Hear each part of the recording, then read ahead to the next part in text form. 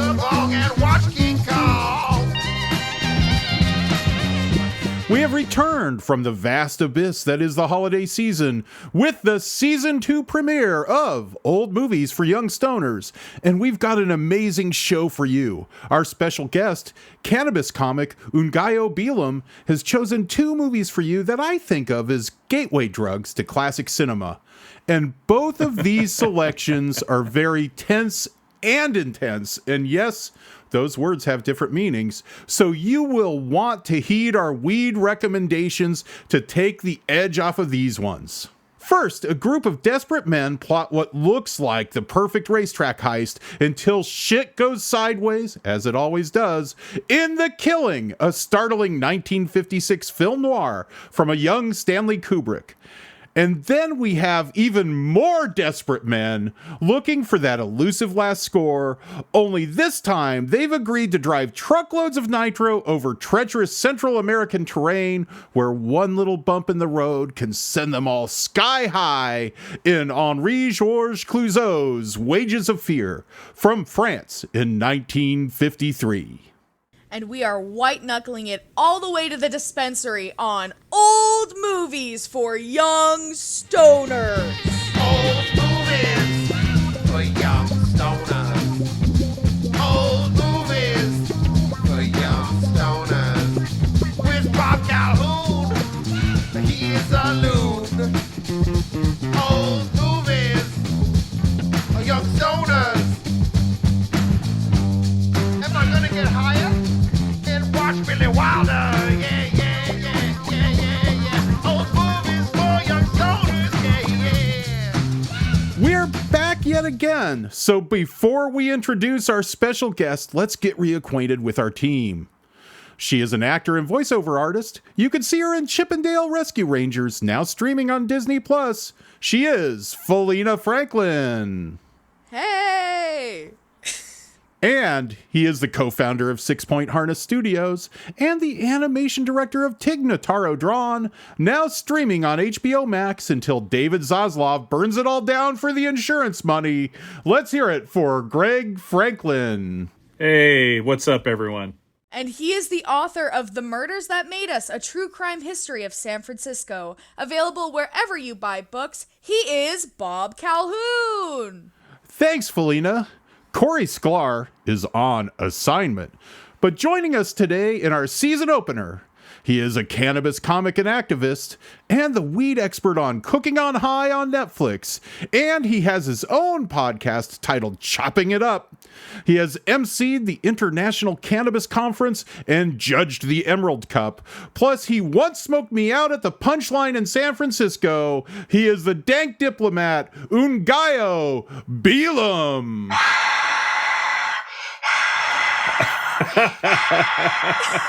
Please, remain seated, please.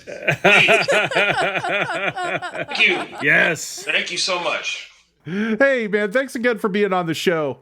Now, there's a lot going on with cannabis right now. Germany might legalize it. Germany's New York going to has. legalize it. Yeah. Oh, they've legalized it? They've already decided. They're just figuring out the when. The when. Okay. When and in what form it's going to take. But they've already decided that that's freaking happening. I'm so excited. Yeah. So in New York. No more hanging out at the fucking train station trying to find a guy to tell me some weird weed. You could pay $90 in New York now for a bunch of shake, like rolled into a bad joint with like stems sticking out of it, I'm hearing. Yeah, that sounds like New York. Yeah, yeah. So what do you see as the trends for weed in 2023?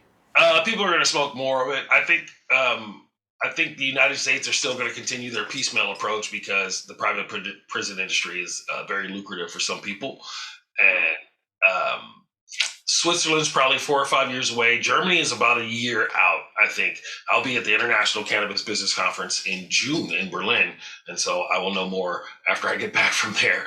I don't think Spain's got a really nice system in place right now, so I don't think they're going to do much to change anything about it.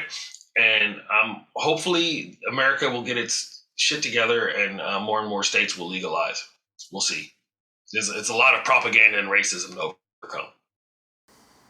Even on the Democratic side. It's a rainy day, so I'm not Mr. Sunshine and Light on the weather.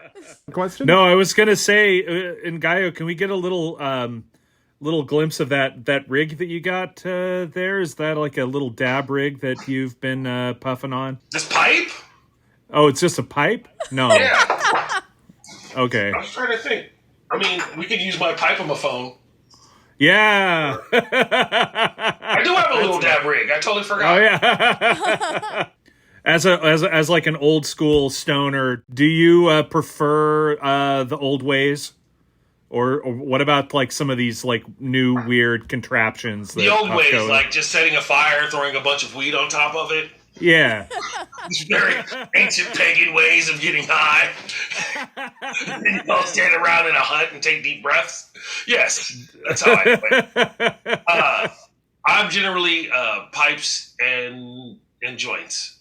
I do have a couple of bongs. I have one bong that I use fairly often these days, but really pipes and joints are my favorite way to do it. Great.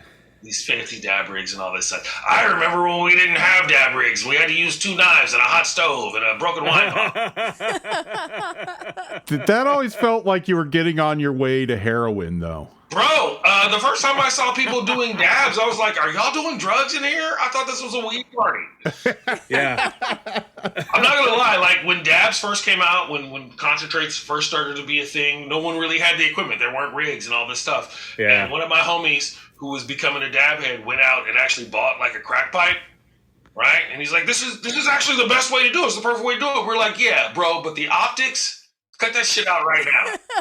Cut that shit out right now. We're not smoking weed crack. I'm not Mr. Optics Police or Tone Police or whatever, but come on, dog. I'm always partial to a joint. I feel like it's easy, it's nice. You could do it out the window. It's scalable. Yeah. It doesn't break if you drop it. Exactly. Right? Oh, that's true. Right. Yeah. And boy, do I drop them. So are there any new strains out there without stomping on your weed recommendations for the movies? Are there any new strains out there that you're really liking these days? Lately, I've been on, and I'm actually just about out of it, and it's very sad. I'm going to call those guys tomorrow. What's it called? Whitethorn Rose from Huckleberry Hill Farms in Humboldt County, California. It smells like berries and dark chocolate with a hint of citrus. And it's got really, I know, right? It's super fancy.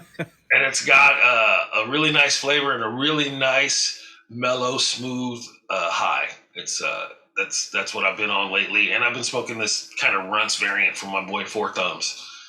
That's also good. But I don't think that one's on the regulated market. That's in the traditional. So what's your earliest memory of getting high and watching weird movies? The 80s. The Pierce Street Party Palace, shout out Doug, shout out Barry, shout out Lampy, shout out Fast Mike, shout out Pete, shout out Fuzzy, Glenn Hosehead Havlin, shout out all the homies from college. That's where we used to all hang out and smoke weed and watch VHS tapes. I worked at a video store. It was actually called The Video Store on Divisadero between Haight and Page in my teens. And so I had access to all the movies, so we would watch anything and everything we wanted, and I've always been a movie fan. So yeah, I mean, I used to drive up to La Video from Redwood City. I mean, that was like, if you were into movies and you wanted a movie like Wages of Fear, which we're watching later today, or The Killing, even, like, your local Blockbuster wasn't, you were shit out of luck there. You had to drive all the way out there to San Francisco to you get come that out to stuff. us for ancient and vintage films and all the gay porn you could want. Now, is that this? There was a La Video that I remember that was kind of like on. It wasn't on Divisadero. Irving, yeah, right. It was the one that was like, I'm trying to remember because it's been, 20 years since I think there was there. a La Video on Haight. I worked at the Video Room, which is what it was called. It's a whole tragic story. Got it. One day, but it was the Video Room on Divisadero, right next to Bus Stop Pizza, and then. Oh yeah, I knew Mark and them from Le Video, but they were kind of weird. Yeah, okay. Sorry, okay. I misheard you there. I heard Le Video and not the video. You want everything to be fancy and French, Bob. No, I'm sorry. Yeah, that's Felina's cursing me for this, but I keep telling her Wages of Fear. It was your choice.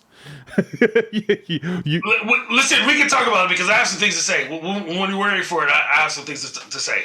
We'll right. talk. We'll talk. Oh, we're definitely we're gonna talk. Oh yeah, no. You got it. Do you have any do you think there's any trends? Do you think flour is gonna be more popular? Do you think concentrates will be more Flour will never not be the most popular way. Edibles are making a huge push. Everybody likes edibles because not everybody likes to smoke weed, but they do like to be high. You know, you can take an edible and sit through that whole 3-hour concert in Iowa and be high as hell the whole time, as long as you time it right. And you know, people get upset if you smoke a joint in the casino. So vapes and edibles and all that stuff are cool, but I think flowers are the way. The problem that I think the thing that we need to push against or to be mindful of is it seems like authorities and regulators want to push it toward the cigarette model, where you just go to the 7-Eleven, buy a pack of cigarettes, and that's cool, but all that weed is going to taste like commercial pressure and bullshit. So we really want to push it more toward microbreweries or fancy wine, bars, cigar stores, bars, social clubs, things like that. And I think that's the thing that we need to really be cognizant of and make a push toward. So we'll see. You said on Twitter recently, you tweeted that The Menu is the best film of 2022. So what weed... It was 1A. 1A. Okay, 1A and 1B is everything everywhere all at once, right? Yeah. Correct? Well, okay. You can put them top to 1 or 2, 2 or 1. It's hard to decide. It's like deciding between Ella Fitzgerald and Nat King Cole. Right. So what weed would you smoke with The Menu? Oh, I would smoke a variety. I would smoke a different one for each course. A tasting menu of weed. A tasting menu. Most definitely. That would be the way to do it. And everything everywhere?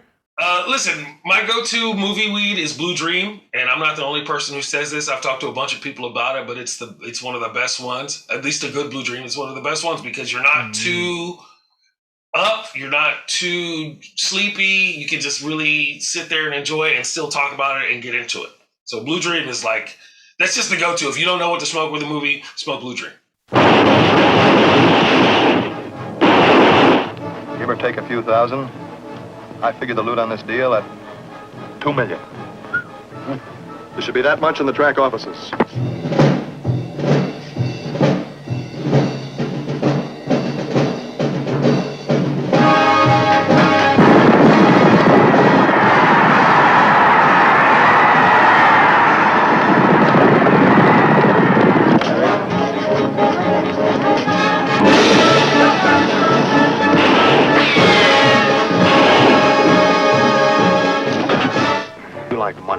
Got a great big dollar sign there where most women have a heart. So play it smart. Stay in character and you'll have money. Plenty of it. George will have it. He'll blow it all on you. Johnny, I'm no good for anybody else. I'm not pretty and I'm not very smart, so please don't leave me alone anymore. So what makes you think or know that you're going to have several $100,000? Because I do. I just can't talk about it, that's all. Not even to me, your little share. I shouldn't have even mentioned I was going to have it. It's not that I mind. I know I can trust you. But if these other guys The other guys? I can't talk about it, Cherry. You've been talking. Now you spilled to her. Oh, I didn't, honest. What, do you think I'm crazy? I wouldn't Jerk, you clown. Come on, clown. Sing us a chorus from Pagliacci. Hey, where's the jerk? Where's George?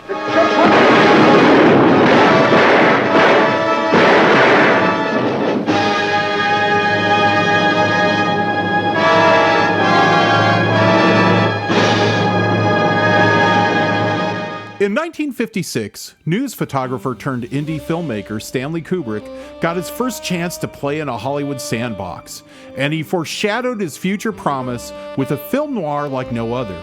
Sure, the plot of over-the-hill ex-cons coming together for one last big score had been done before, and maybe even a little better in Rafifi or the Asphalt Jungle, but Kubrick makes his heist flick a gateway drug to classic cinema with overlapping timelines, a camera that appears to move through walls and even furniture, and explosive violence that is still shocking today.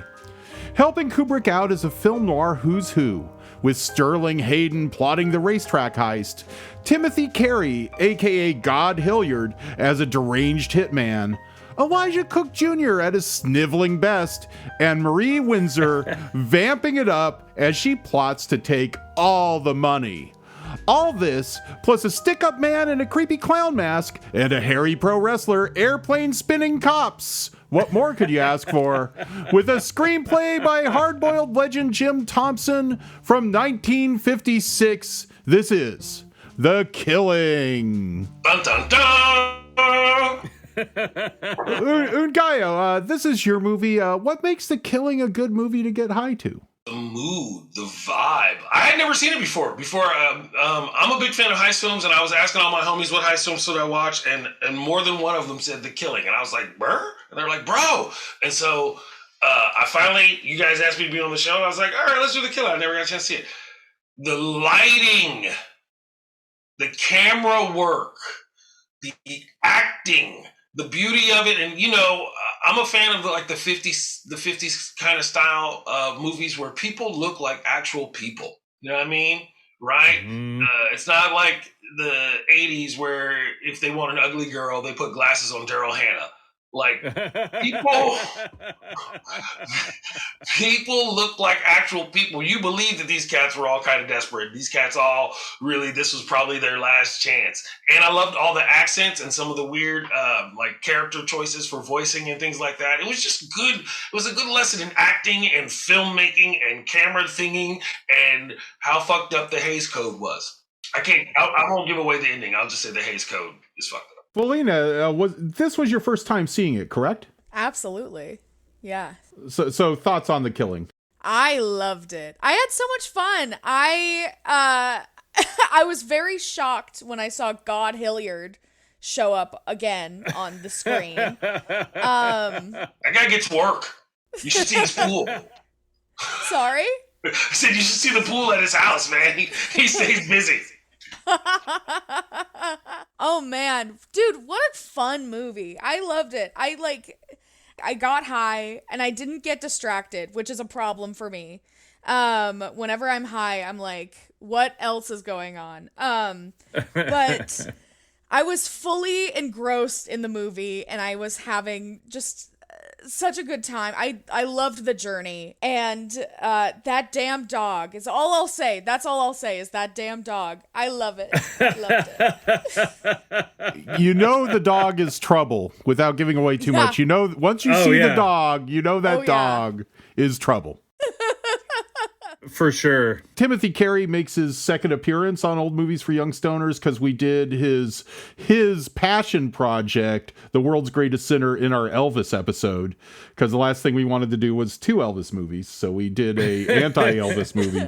The thing about The Killing that's interesting is everybody in the movie, as Ngaio said, everybody looks like real people, and a lot of them were like associates of Kubrick's from New York. They were Kubrick starts his career, he's from the Bronx, he's a child photography prodigy, or a teenage prodigy, and he works at Look Magazine, and he wins awards at Look Magazine, kind of like one of these guys like Gordon Parks, really, who later directed Shaft. Another one of these guys that comes from still news photography and becomes an awesome director. So a lot of the people in it, like the wrestler, Kola Kwariani, he was a chess master or a ranked chess player and wrestler, and Kubrick recreates this place in New York in The Killing.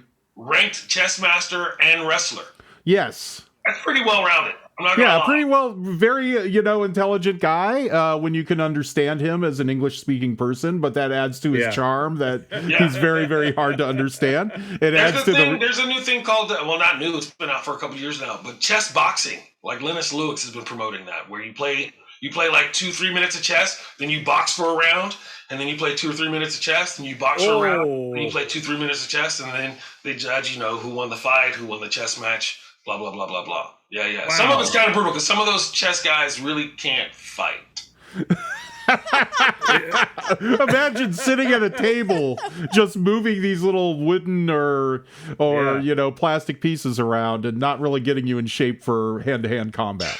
Sure, but that's the point. You have to find time to balance the whole thing, right? So it's mind and body. I mean, really, they should do something to incorporate mind, body, and spirit. They should have like a pray-off. You can't really do that, right? But like a Zen competition or whatever. So then you competitive praying, I think, would be where's get Dana White on the phone, or don't get Dana White on the phone. How about that? How about we find somebody else to do it? That's a scam waiting to happen. I'm there. I'm there for competitive praying.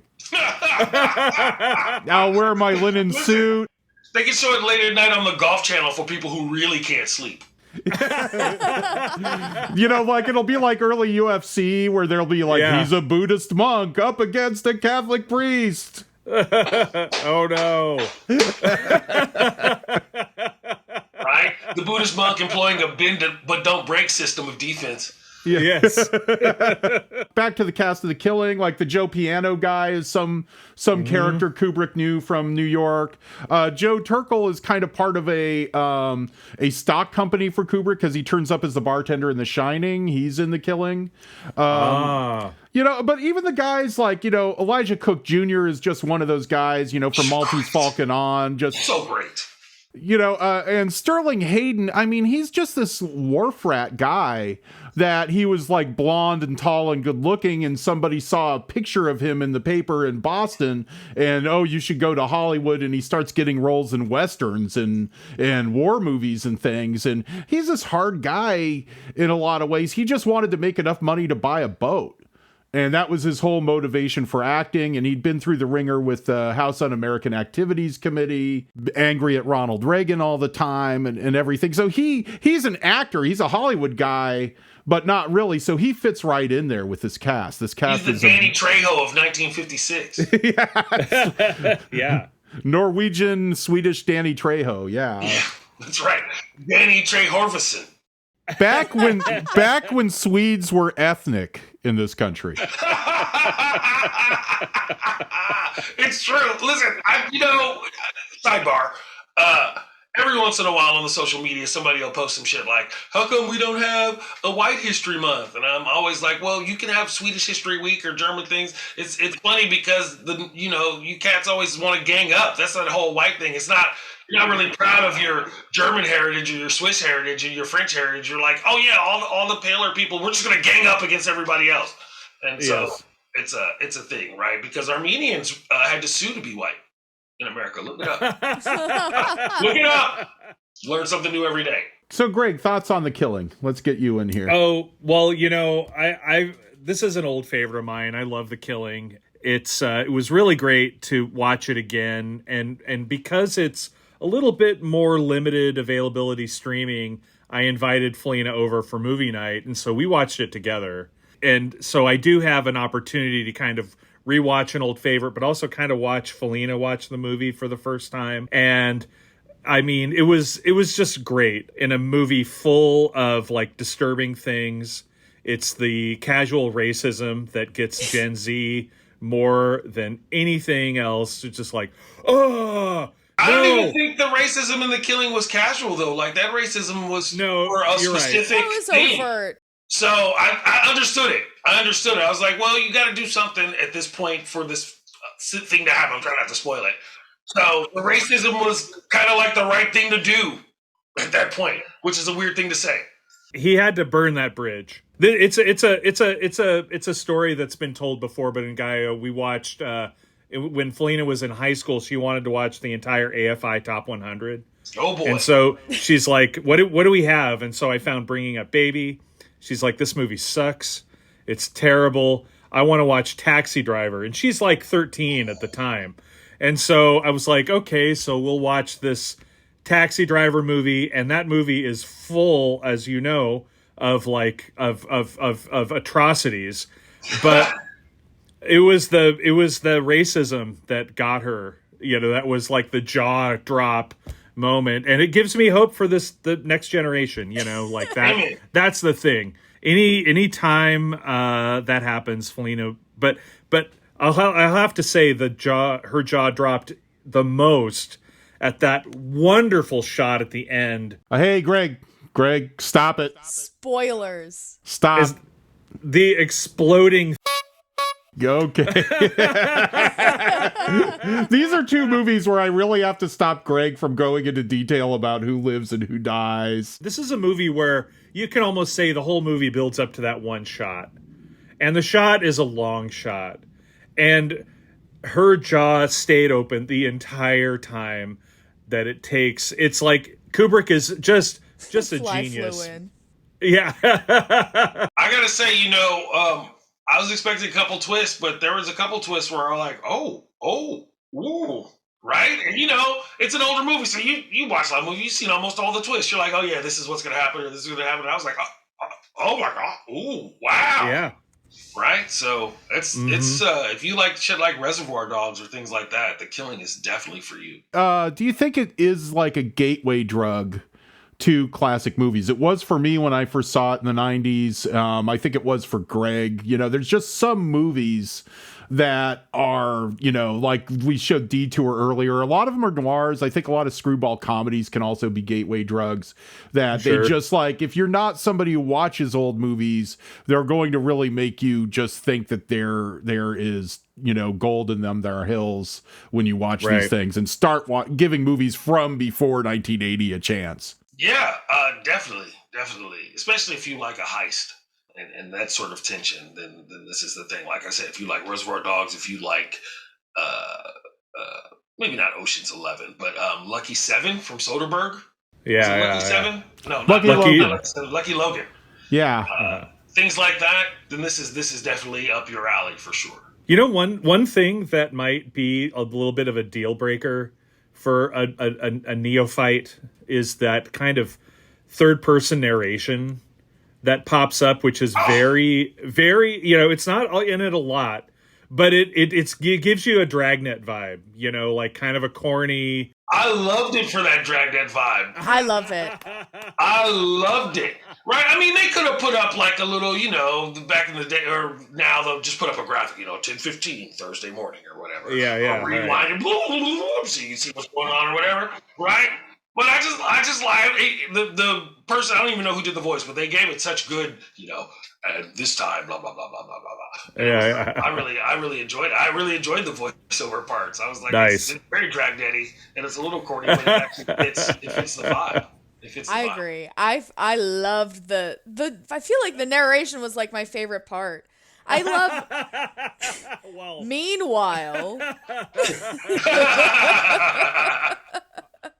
Aquaman and Superman. I'm one of the only people that I like the versions of Blade Runner that have the noir type narration, that have the Harrison Ford voiceover. A lot of sci-fi nerds don't like it. I think because there's a certain kind of sci-fi nerd that doesn't like to be reminded of other genres. They just want to stay in their sci-fi fantasy superhero world. But that's first person narration. That's first person narration, and it's a character telling you their take on where they're at in the story. The third person narration is very different. It's very different. It's very much like you see the artifice of what you're watching. It's almost like the director telling you, like, I'm not going to bother with backstory. Just here's this guy and he's like this and this is what's going on. I think in The Killing, it's obviously added on to explain the movie to 50s people that wouldn't get all the overlapping timelines and shit that Kubrick is doing. Like that comes from United Artists, and that's like, we need a way to make it's the executives weren't getting it. They weren't understanding it. The distributors weren't understanding it. But I think in this movie, it subverts that Dragnet paradigm, because you have this very subversive film with the very Jack Webb, very, very, pro-police kind of voiceover that you have in all these other films of the time. Like, the FBI was on the case, but it's No, the FBI wasn't on. All the cops are corrupt. Every cop you see is just totally in on it and corrupt and terrible. Or incompetent. Because the bad guys run right by them. And they're like, oh, look, The cautionary tale of white privilege. They're too busy beating on the chess master. You know, the chess master's, fucking it up in the bar, throwing people around. Oh, God. I love that guy. Is he the same wrestler that was in The Night in the City? No, that's a different guy. They're all guys I've talked to Gene LaBelle about back in the day, so he was sitting at Gene's house. What about Stanislav? It's Stanislav something or rather, another Stanislav's guy. Okay. But yeah, He also invented modern method acting. Oh, no, that's Stanislavski. My bad. Yeah. We would both still be in wrestling today, Greg, if hairy fat guys were the norm. I mean, there was just a lot of hairy fat guys in wrestling back then. We would have never left. Exactly. Lift weights, take steroids. Fuck that. I'll finish my college degree. Definitely her suit. Yes. God, that's really crazy because they're like almost doppelgangers. It's almost like the guy from Night in the City, Stanislav, and this guy from The Killing made love and birthed George the Animal Steel. Yeah, Tor Johnson. Not as hairy, though. I hear Tor wasn't hairy, but Tor. He shaved. Plan 9. Yeah, he waxed. You got to see that beautiful physique. You don't need hair in the way of it.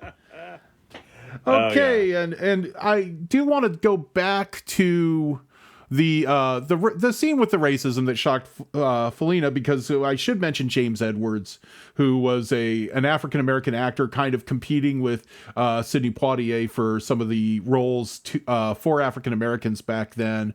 And he really takes over, even with Timothy Carey there, he holds his own with Timothy Carey. For that 2 minutes he's on screen, he really draws you in. And just an amazing performance for the 2 minutes he's allowed. He wouldn't, unlike Sterling Hayden, he wouldn't testify before HUAC or the FBI, so that led him to just having these 2-minute roles.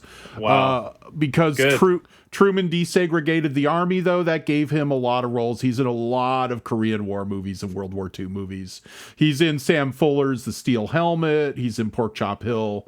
And, he had a TV career. He died very early. He died in his 40s, in the early 70s, which is sad. But amazing actor, and probably was in the running to get some of those parts that Sidney later got. Also, Confidential magazine and the scandal sheets, he dated white ladies. He dated white women. There was a rumor he was having an affair with Lana Turner, which you go both of them. Who wouldn't? And he's a good looking man too. Who wouldn't have an affair with him? If Lana Turner tried to give it to you, you would take it. Oh God, yes. Even 50-year-old Lana Turner. 70-year-old Lana Turner. Make it to her 70s. I don't know. Yeah. Lana Turner now. Let's just get a shovel. Yeah, wow. Yes. Your daughter's here. I know. I'm sorry. But look, I could see she was on her phone, so. Yeah.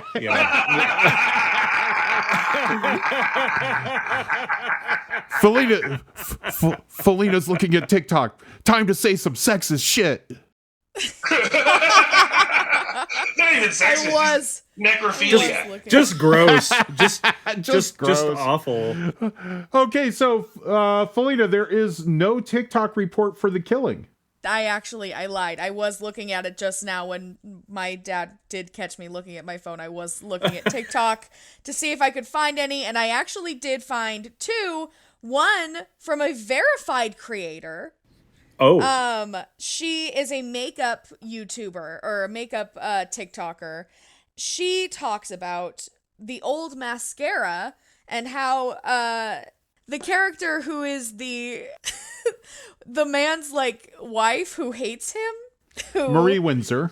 Marie Windsor. Marie Windsor. Marie Windsor. Yeah. Marie Windsor. People weren't named Brie back in 1966. That name hadn't been invented yet. Like the cheese?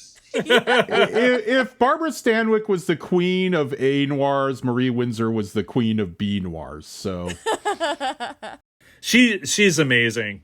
Yeah, she was so good. I loved her. She actually kind of shows how to use the mascara and how you lick the mascara and then you wipe it on this charcoal and then use it. Very interesting. Yeah, and then she says the film is called The Killing. Because those eyelashes kill it. Yeah. because the eyelashes are killer. Slay queen. Proving women used to spit into their mascara. I'm trying to see if I can find any good comments. Why didn't they just use water? Yeah, the way she just casually spits mid-sentence. Women after my own heart. Okay. She's cool. Water hadn't been invented yet.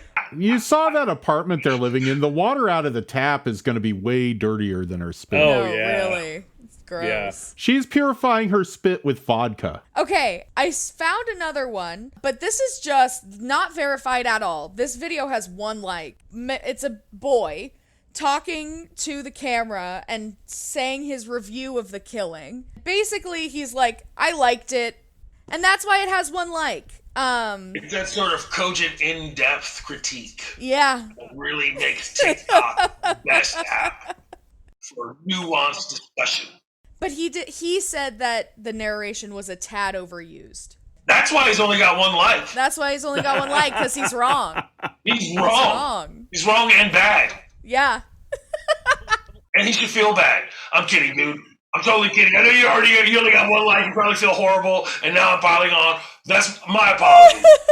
You should really try to uplift people and be more positive. I don't know what happened. I've only had a little bit of coffee and some oatmeal a day. I probably need It's more. a rainy day. It's a rainy day. It's a rainy, gloomy day. I'm nervous about the Niners game. There's a lot going on. Okay, weed recommendations. Let's start with you, Ngaio. I feel like you want something kind of, if you can find Acapulco Gold, maybe something kind of old school to take you back, but to put you in a nice vibe. An OG Kush would be good with it. I also think, I'm trying to think of what's always available in the stores, like, because I don't want to, give somebody some esoteric. I feel like a mix of ancient Thai land race crossed with a Nigerian living fuel would be the best. Actually, it wouldn't, though. That's crazy sativa. You wouldn't even be able to watch. You'd be putting your shit in piles and trying to clean your house and avoiding a panic attack and looking for the CBD. So hybrids are always nice. And this film isn't too long, right? So you could even probably get a coffee and an indica and power through. So I would say smoke whatever your nicest, chillest weed is, but not the shit that makes you sleepy. Felina. Well, I can tell you that I did smoke. I smoked cheetah piss. Oh, wait, no, I didn't smoke that. Sorry, that was the other Don't movie. smoke cat piss and watch a movie. Really? That shit gets me going. Really? Oh, okay. Oh, maybe that's why. Okay, we'll talk about that later. Because I smoked that with Wages of Fear. Dad, oh my God! You smoked some sativa and watched Wages of Fear? Yeah. Yeah. Yeah.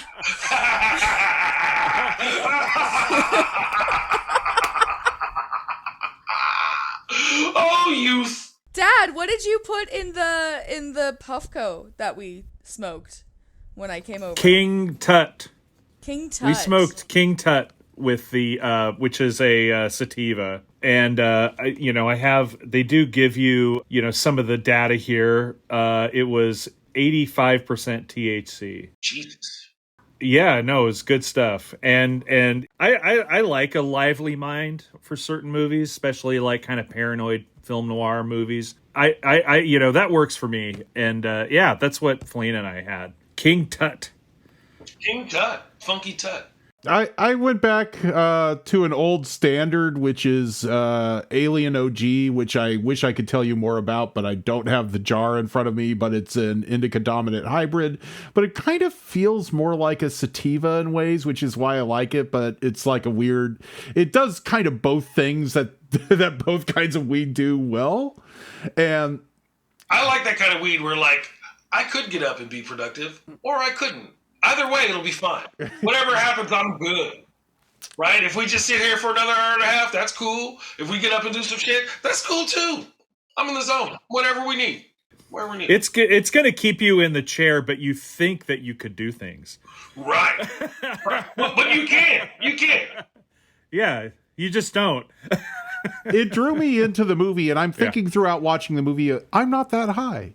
I'm not really that high, but I'm like really focused on the movie. And then I turn it to the weather report afterwards because there's been a lot of rain and flooding. And so I'm watching the KTVU mornings on 2 at 5 a.m. weather report, and they have these arrows to show the wind, and I am tripping hard on these goddamn arrows on this screen behind the weatherman, and I'm like zeroing in on them, and I'm like, holy shit, I was really high through this whole movie. I was high the whole time. The power was within you all along. That's the beauty of cannabis, though. It helps you microfocus on the shit you really like. The Killing is now streaming for free with ads on Pluto and for free with a library card on Canopy in certain markets. If you're like me and you can't find it on Canopy with your San Francisco library account and you can't deal with the paint ads on Pluto, Kino Lorber has put out a 4K ultra high def disc that I'm hearing great things about, and Criterion's Blu-ray release from 2011 is still available, and that version also includes Kubrick's previous film, Killer's Kiss, a zero-budget crime movie with way too many fucked up mannequins in it that we hope to feature on this podcast soon. So The Killing, smoke it if you've got it. It's great.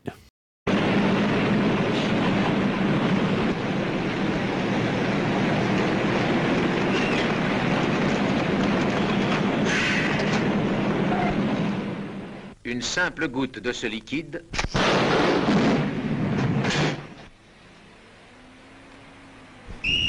Quatre hommes vont jouer leur vie au volant de ces camions.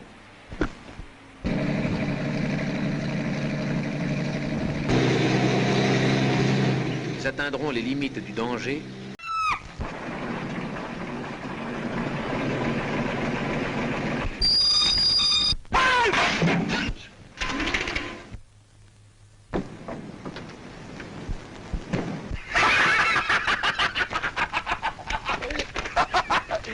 Et comme ça.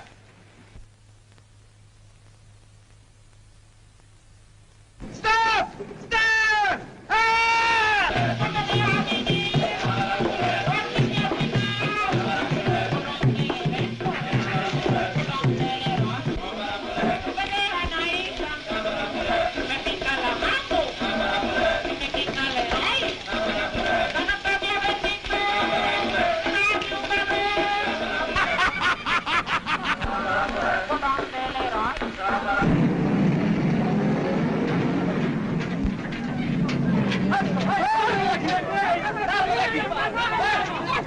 Cachez-vous donc! Get going!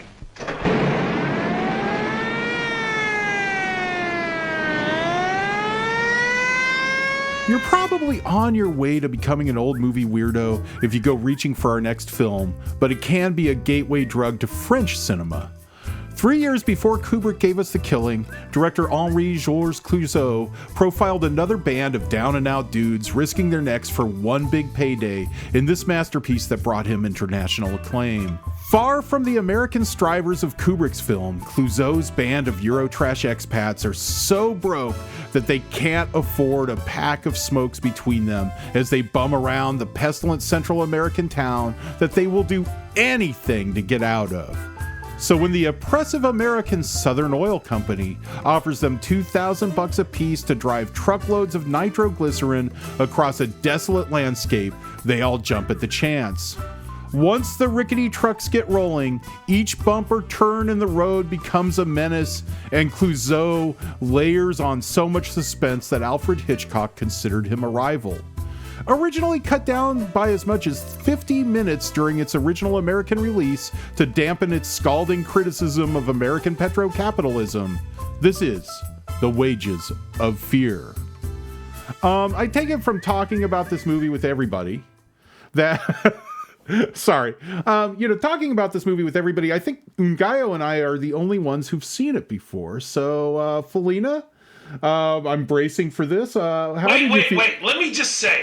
Let me just say, in my defense, before it starts, I had only seen maybe the last hour. So what happened, I used to live in a warehouse in downtown LA, and I came home super late at night one time, and my roommates were watching it, and they were already in the middle of it. So I sat down, and I saw like the last hour or so, and I was like, oh my God, this is great. So you asked me to do the podcast, and I'm like, well, let's do Wages of Fear. Okay, so I sit down to watch it for real this time, and wow. The racism and the sexism are a lot. It's a lot. So you can skip the first hour if you really need to, because it might be heavy for some people. But that last hour is fucking fantastic. It's fantastic. And the movie's 2.5 hours long, which I also didn't realize when I recommended it. And you know, the first hour of that 2.5 hours is racism and sexism. So my bad on that, young generation.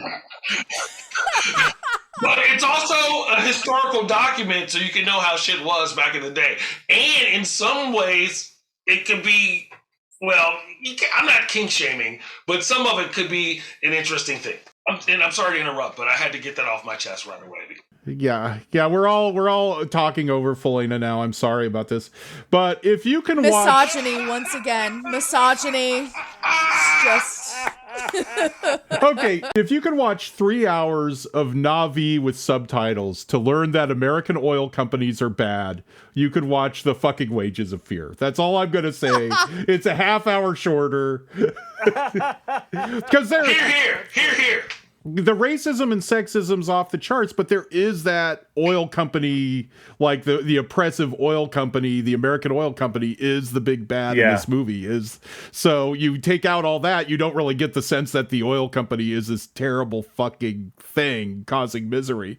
But okay, Felina, sorry. I'm done oppressing now. You finally finished oppressing me. Okay. Kidding. Okay. No, I really liked.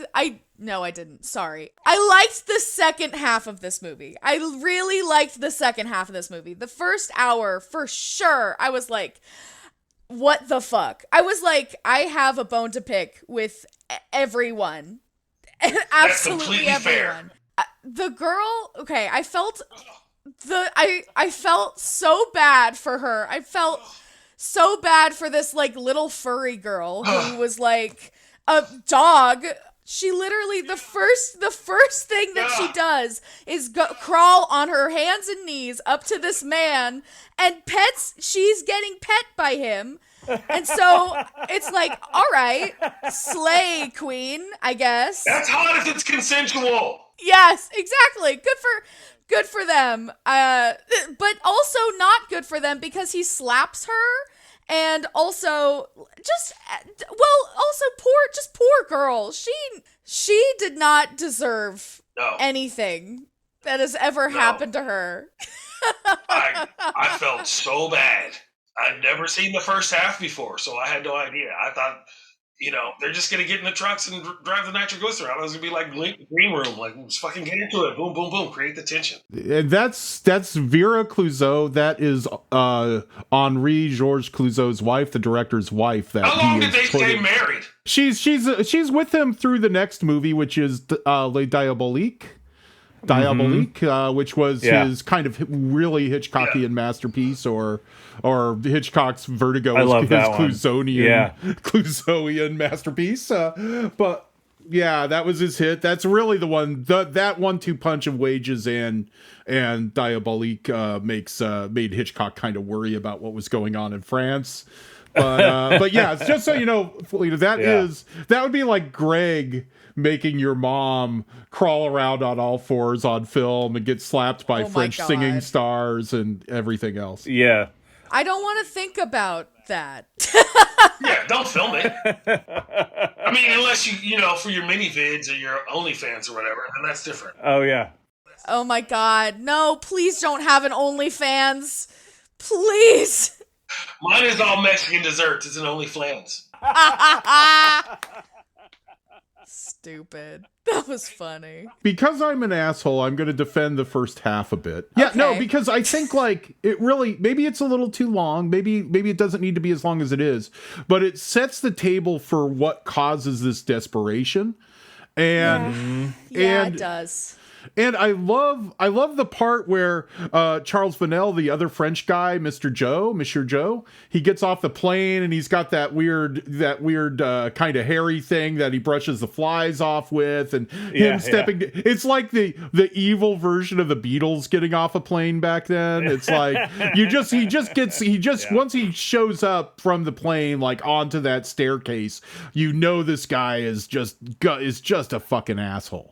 and also Luigi, the character of Luigi, and that whole kind of dance off almost between Luigi and Mr. Joe, and where Mr. Joe re-yanks the cord out of the radio. Everybody's dancing, everybody's partying because Yves Montand has treated Vera Clouzot like such shit throughout the movie. She starts dancing with fat dumpy Luigi, and he's not a bad dancer.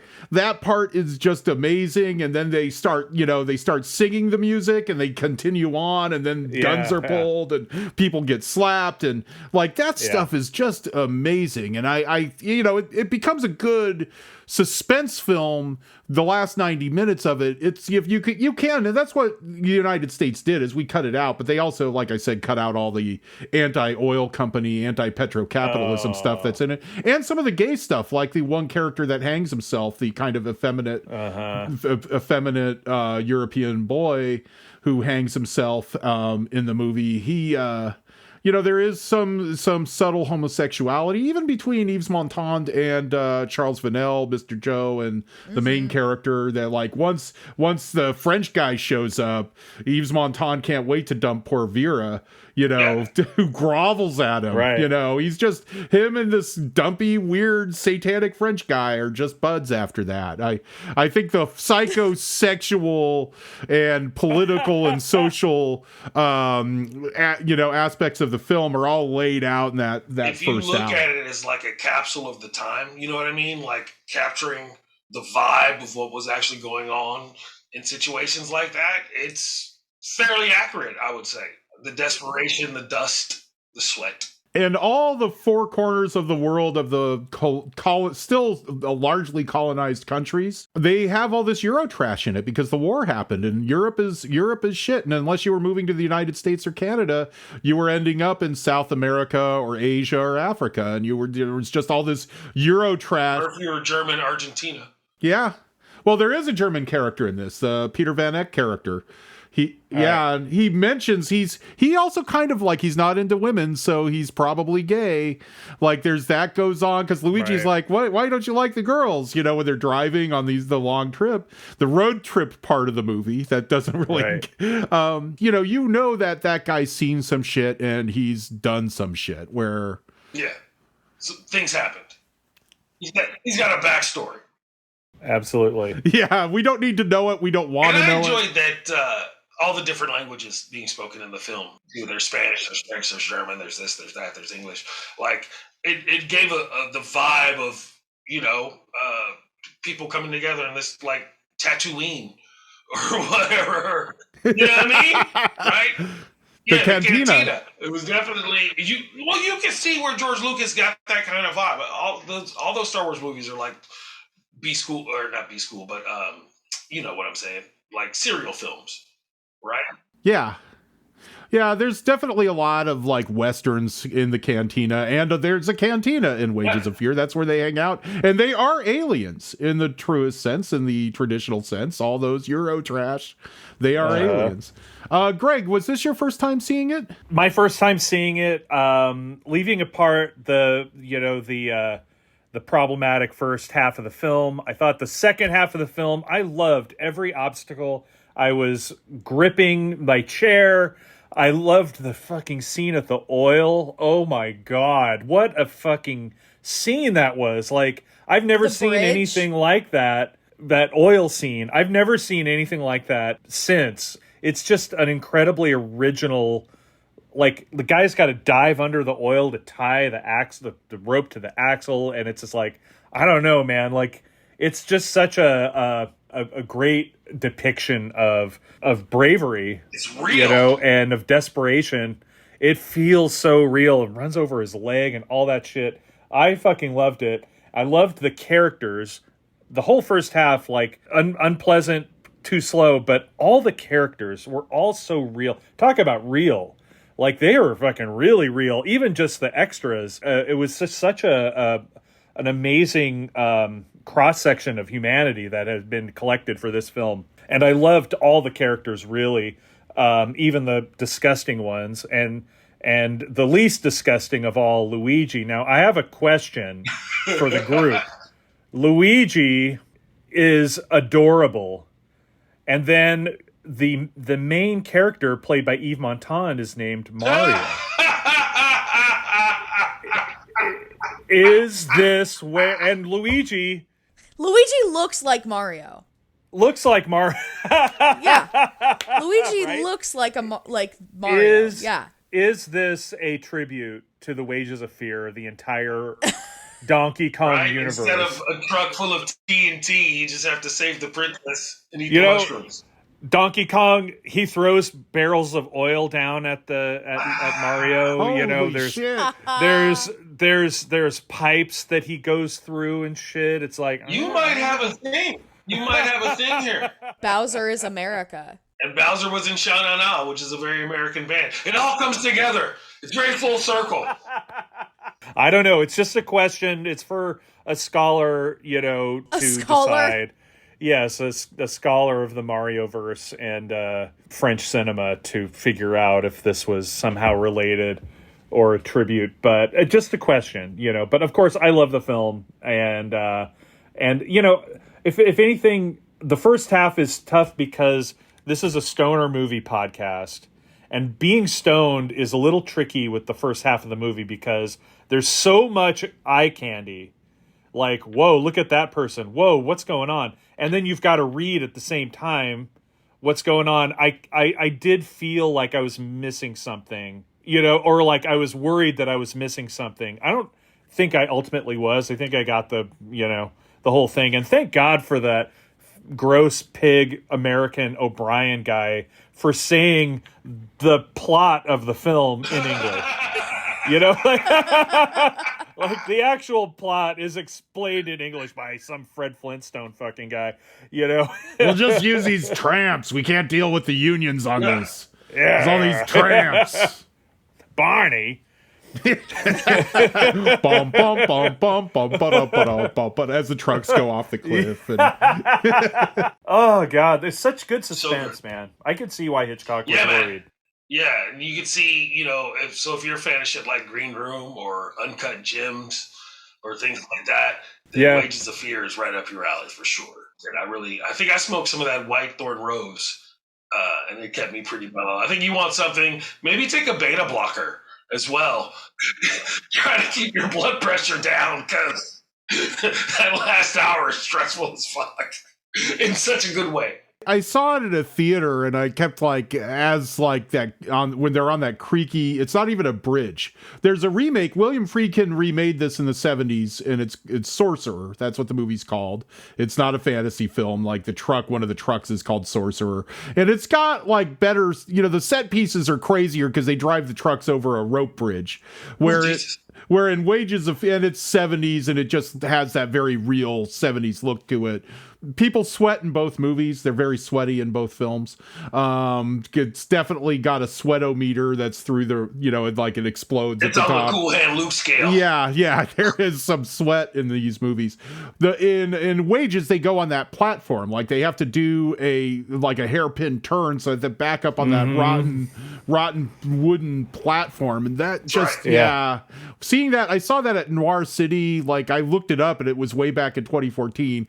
And I'm like, God, I hope my wife can get through this. I hope Rosie can get through this platform scene because you're just kind of trapped in the Dark Castro Theater with it. You can't get up and walk. Can you pause it for a minute? I really have to get some fresh air.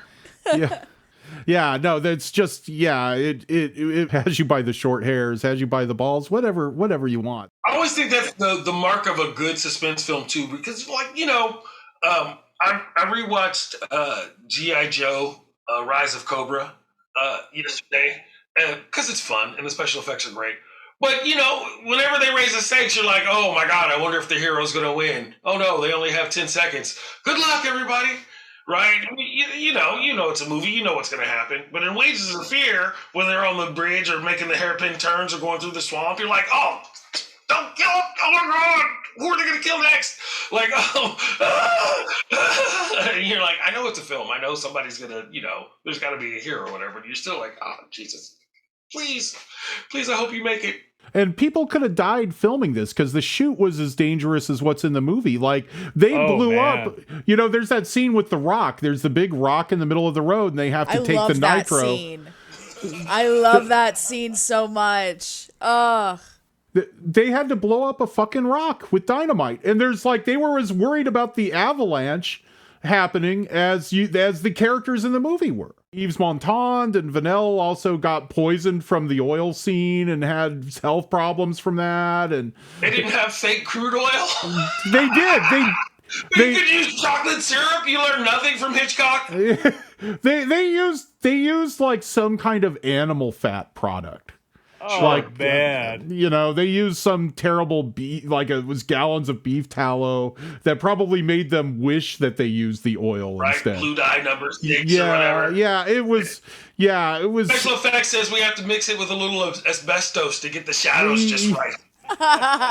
Oh yeah, and through the perspective of two-dimensional film, they didn't have to back the truck back up as far as they did, but then whoever the driver was backed it up to the very edge where they wanted to have a couple of yards in between or meters, because they're like, we don't need to back it up. And then like even Clouzot was like, you guys backed up the truck way too fucking far. So that truck could have gone over because that platform was like as fucked up as it was supposed to be in the film. So this is a very, very real film. Everybody made it back alive. Clouzot is an asshole, by the way. Most people say he was a terrible, terrible asshole to people, as you can tell by what he does to his wife in the first half of the film. So apparently this is between Kubrick and Clouzot. It's just asshole director. Yeah, this could have been the asshole director, the Too Many Takes podcast. Oh, right. Welcome to Dickhead Director Week here. Yeah. It's time once again for the TikTok Report with Felina Franklin. I love that noise. We need that every time. Bob, that's your job now. Okay. The new stopwatches don't even tick like that anymore.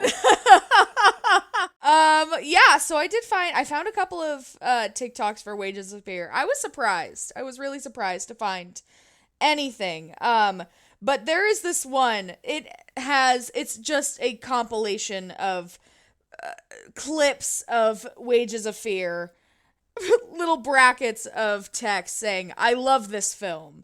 The amount of anxiety it produces is through the roof. Bro.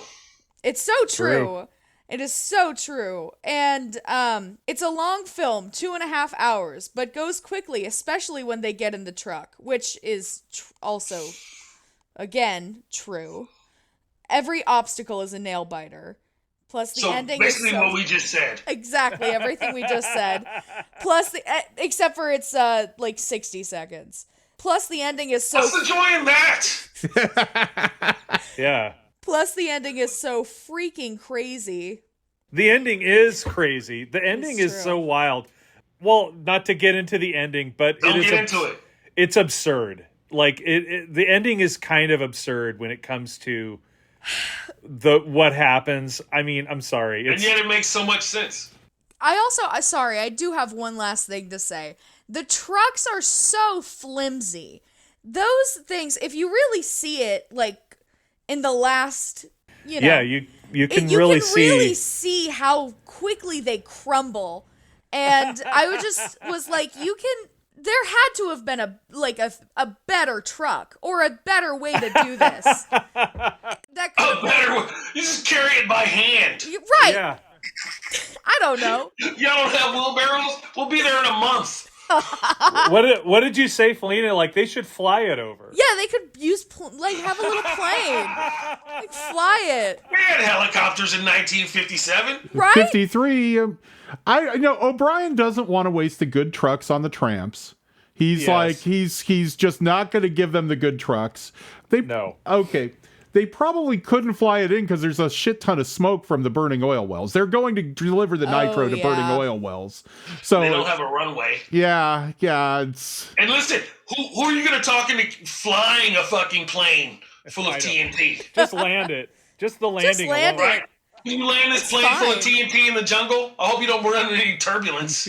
I'll tell you what. If I had to do this job, I would not be smoking cigars the entire time. You know, like they're just smoking cigarettes, throwing the matches out the window. Yeah, it's like, guys. Let's have some situational awareness here. You can't get French people to stop smoking, though. No. That's true. Yeah. Anything else on the TikToks? There is this other video that says exactly the same thing, pretty much. Mm-hmm. Oh, okay. The French Hitchcock. I found another one. Edge of Your Seat Entertainment. It's an incredible character study in the first hour and a lesson in suspense in the second hour. Where are the extra 30 minutes? There is an extra 30 minutes that is unaccounted for. There's 3 hours of this? No, it's an extra 30 minutes. Yeah. It's 2 hours and 30 minutes long. It's a first hour is an amazing character study. Second hour... And yeah, that other 30 minutes is all racism and sexism. Yeah. Even the kids, even the children are shitty because they tie all those roaches together at the beginning. Right. I know. And walking around naked, there's like little child peen in the first 30 seconds of the movie. It's crazy.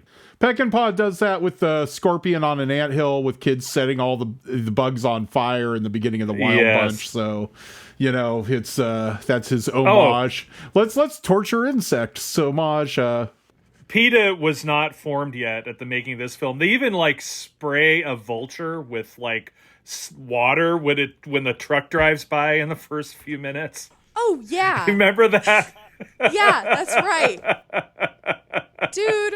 Fucking vulture. You know, we still face a lot of the same issues, but we have come a long way. Yes, that's true. That's true. You know, make France great again, you know. I guess. All right, now we just picked up the Marie Le Pen endorsement. Well done, Bob. Well done, Bob. Okay, weed recommendations. Ngaio, you mentioned it earlier, but what weed do you smoke to get you through 2.5 hours of suspense and racism in Wages of Fear? This is definitely a coffee and indica sort of one. Because you know, a little mellow, but so, you know, pick a nice dark roast, I think, or maybe a medium roast, and then perhaps the hint of caramel and chocolate and hazelnut cream or light. And then, now you know my order. And then a good cookies, I think, or a cake, an ice cream cake or cookies for me. Something maybe skunky, something that smells a little weird, like an oil field maybe. But maybe a good diesel cross, so you can get that flavor of oil, you get that gassiness. Amazing. Oh, that's a great idea. It's a sour diesel. A sour diesel would be super clutch right now, actually. Yeah, that's fantastic. I'm a big fan of the coffee and weed combo. Smart man speedball. Well, yeah, and you know, I usually drink the Major Dickinson's blend. San Francisco style. There you go. That was my mom's favorite. May she rest in peace. I just, you know, after watching The Wages of Fear, I'm worried that Major Dickinson is some, like, atrocity-laden colonialist. You know, like, I don't want to... Are you new to coffee, Bob? Yeah, no, it's true. They all are. But what I smoked was... no ethical consumption under capitalism. Man. That's very true. That's very true. Midnight Sunset.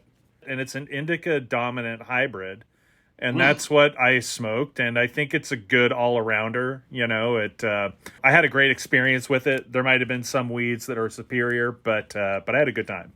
I think that's a good choice. And Felina, what got you through to the tension-filled last half of Wages of Fear? The first half, I did smoke cheetah piss. I smoked cheetah piss. I smoked a joint, cheetah piss, and it just I was not having it. This was not the movie for me. I was not having a good time. And then the second half started, and I was like, I'm not high anymore. So I was puffing on the Puffco. I just got this. It's pink cookies. I just got this pink cookies, and there you go. It was awesome. The second half was fucking... If I had smoked this the whole time, I think I might have had a better experience. Weed to the rescue. Weed to the rescue. It really fixed everything. Just being the second half and also just having it be pink cookies. I think it was just perfect. Anyway, don't smoke a sativa with this. Do not, because then at all. Don't. I'm pretty sure this is like indica. I'm pretty sure this is an indica. It's great. It was perfect. You mentioned cookies just now in Ngaio. The yeah, right? Yeah, is yeah. it the pink Same cookies one, just same like thing. is it the same family? Great minds. Yeah, it's a phenotype. Well, Yeah. Good whatever choice. it is, it's better. I can't imagine smoking any sort of cat piss variant while watching this suspenseful. So yeah, you did a good job. Thank you. I would have to live out. I would just be running down the street. Yeah. What are you doing? Tell me the trucks are okay. Oh my god. I'm gonna go home. I'm gonna do some gardening. Oh my god. Doing Tai Chi way too fast. Trying to calm down. I'm afraid, knowing the movie and having seen it a few times, I reverted back to my old ways and just drank this Whistle Pig's rye that I got for Christmas. I'm like, I'm just drinking through this one, and That's not a bad choice, actually.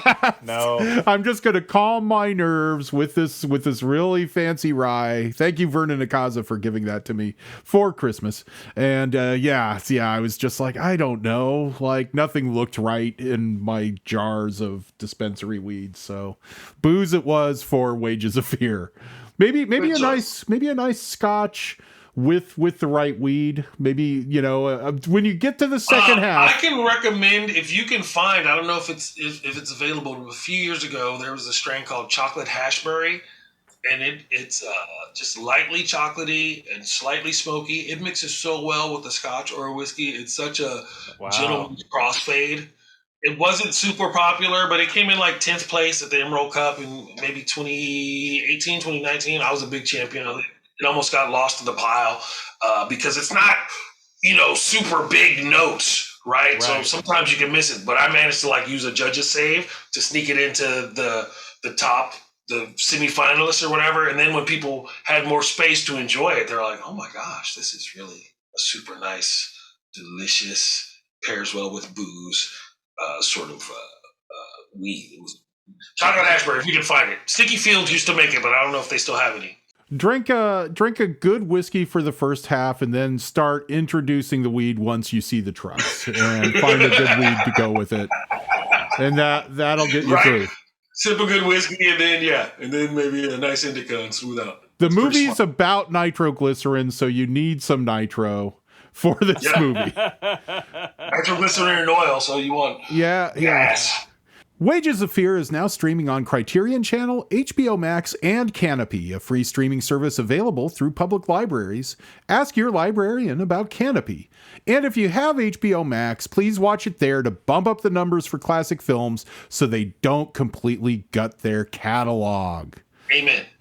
So that about wraps up the Season 2 premiere of Old Movies for Young Stoners. Ngaio, thank you so much for stopping by and recommending these two great tension-filled movies. Do you have any gigs or media appearances that you'd like to tell our stone cineasts about? Of course I have gigs and media appearances. You can follow me on all the social medias, NGAIO, on Twitter and Instagram, which is where I am the most on Twitter and Instagram. I'm on Snapchat, but mostly just to lurk.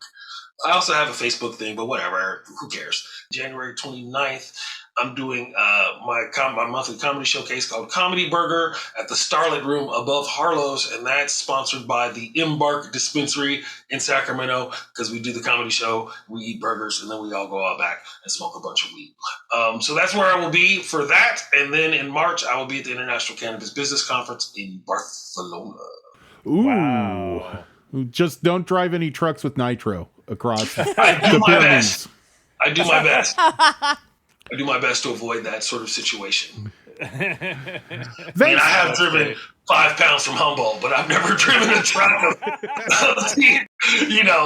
know your risk and reward, bro.